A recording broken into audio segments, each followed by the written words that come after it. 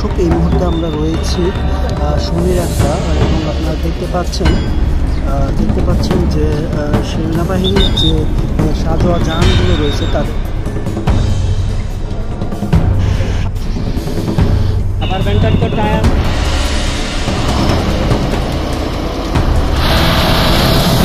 যে সদস্যগুলো দেখা যাচ্ছে তারা কিন্তু তাদের কঠোর অবস্থানে অবলম্বন করতে চান।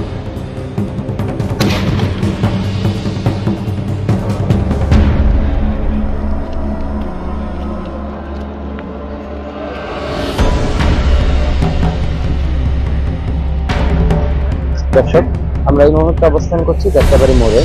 এখানে আজকে 144 ধারা জারির পরবর্তী অবস্থা আপনাদের দেখানোর জন্য আমরা উপস্থিত হয়েছি।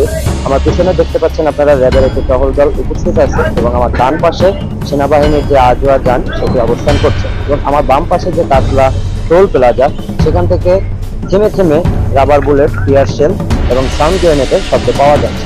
এ থেকে বোঝা যাচ্ছে 146 ধারা জারি হওয়ার পরবর্তী অবস্থানেও আন্দোলনরত যে শিক্ষার্থীরা তারা তাদের আক্রমণ চালাচ্ছে, এবং সাথে পুলিশ যে তাদের একটা কঠোর অবস্থান অবলম্বন করছে সেটা ধারণা করা যাচ্ছে।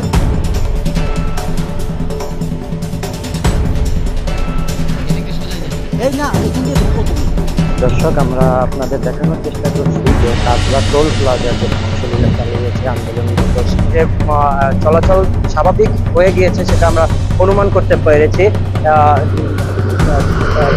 পণ্যবাহী যে ট্রাকগুলো সেগুলো কিন্তু হাত জাগিয়ে দেখাচ্ছে, আসতে পেরেছে, এতে তারা খুব খুশিতে আছে, উৎফুল্ল আছে, যেটা বোঝা যাচ্ছে তাদের মুখের হাসি দেখে।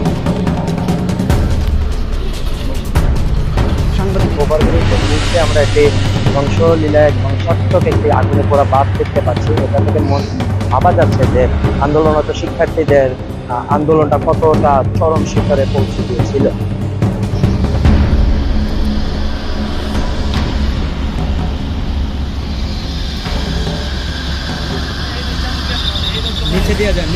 নিচে দিয়া ওই পাশে। দর্শক, এখন এই মুহূর্তে আমরা আছি কাতলা যে টোল প্লাজার অতিক্রম করে শনি একটা পূর্ববার ব্রিজের সেখানে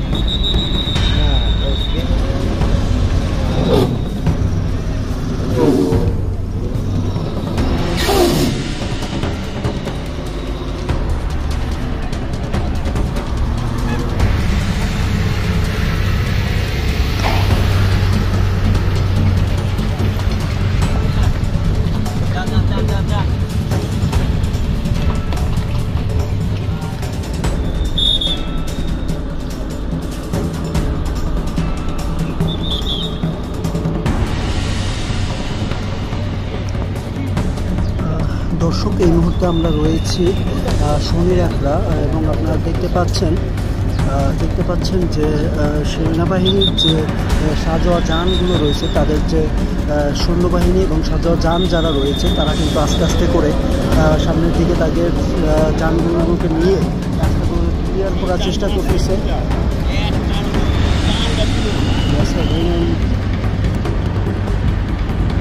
রয়েছি আসলে এই জায়গাটা কিন্তু যুদ্ধক্ষেত্রে পরিণত হয়েছে। দর্শক, আপনারা দেখতে পাচ্ছেন মুহুর্মুহু গ্রেনেডের সাউন্ড এবং